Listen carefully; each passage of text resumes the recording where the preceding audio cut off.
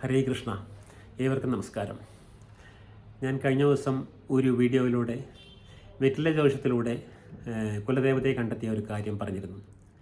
അപ്പോൾ പാലക്കാട്ടിലും എറണാകുളത്തുമായ രണ്ട് താവഴിയിൽ ജീവിക്കുന്ന ഞങ്ങൾക്ക് എങ്ങനെയാണ് കോഴിക്കോട് തിരുവളയനാട്ട് ഭഗവതി കുലദേവതയായത് എന്നുള്ള സംശയം ഞങ്ങളിൽ അവശേഷിച്ചു.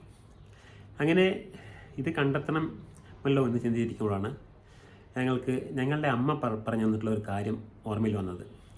അതായത് അമ്മമ്മയുടെ ഒരു സഹോദരിയെ നിലമ്പൂരുള്ള ഒരു കോവിലകത്തെ ഒരു തമ്പുരാൻ ഇഷ്ടപ്പെട്ട് കല്യാണം കഴിക്കുകയും അന്ന് കാലത്ത് ആഢ്യത്വത്തിൻ്റെ പേരിൽ ഞങ്ങൾ മേനോൻ ഫാമിലി ആണെങ്കിലും കോവിലകത്ത് താമസിപ്പിക്കില്ല.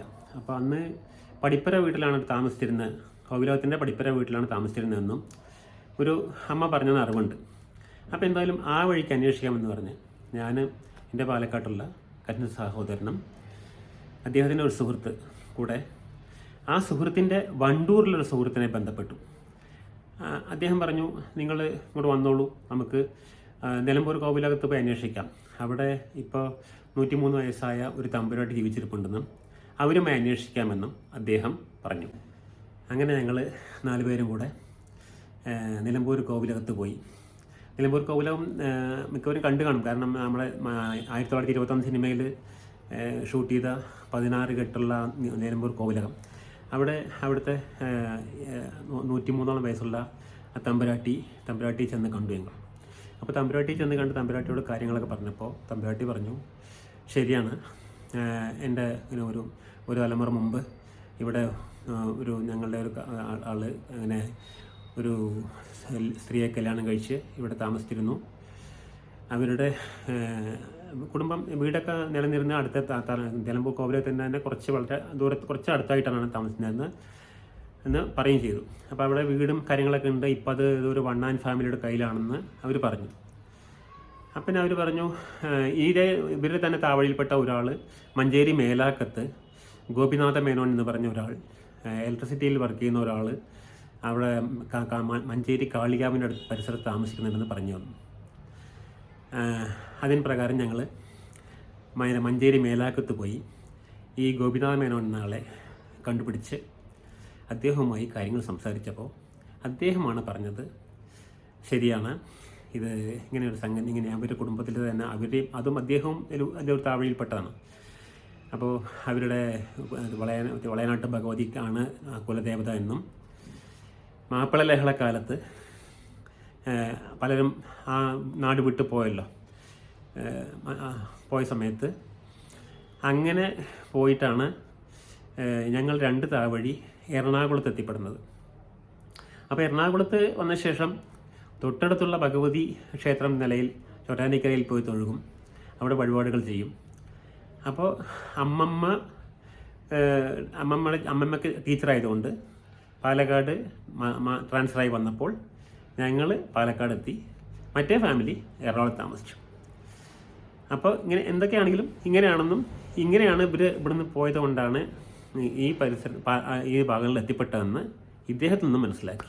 അപ്പോൾ പറഞ്ഞു വന്നത് ജ്യോതിഷത്തിൻ്റെ കാര്യം തുടങ്ങിയതാണ്. ഒരു വിഭാഗം ആൾക്കാർ പറയും ജ്യോതിഷം തട്ടിപ്പാണ്, ജ്യോതിഷം ശരിയല്ല എന്നെല്ലാം പറയും. പക്ഷേ നമ്മൾക്ക് ചില അനുഭവങ്ങൾ ഉണ്ടാകുമ്പോൾ, അതായത് കുലദേവത ആരാധിച്ചു വന്നിരുന്ന കുലദേവതയല്ല ഞങ്ങളുടെ കുലദേവത എന്നും യഥാർത്ഥ കുലദേവതയാണ് കണ്ടെത്തണമെന്നും പറഞ്ഞിരിക്കുന്ന സമയത്ത് ഈ വെറ്റില ജ്യോതിഷത്തിലൂടെ ഇതുപോലെ നിങ്ങളുടെ കുലദേവത കോഴിക്കോട് തിരുവളയനാട്ട് ഭഗവതിയാണെന്ന് പറഞ്ഞു തന്നപ്പോൾ അത്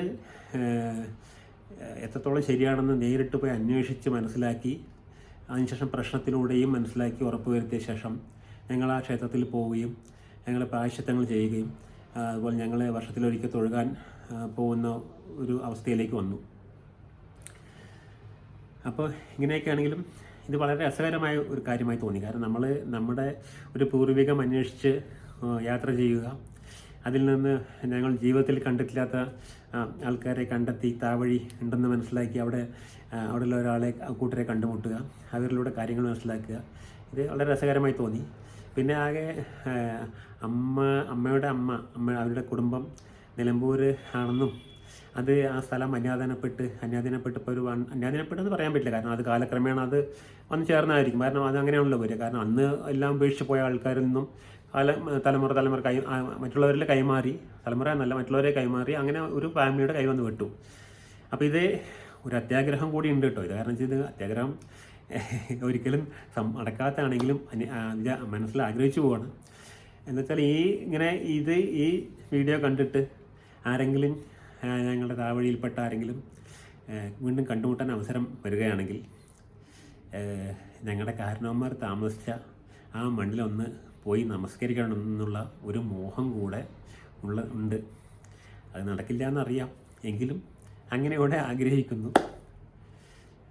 അപ്പോൾ ഇത്രയൊക്കെ പറയാനുള്ളൂ. എല്ലാവർക്കും നന്ദി.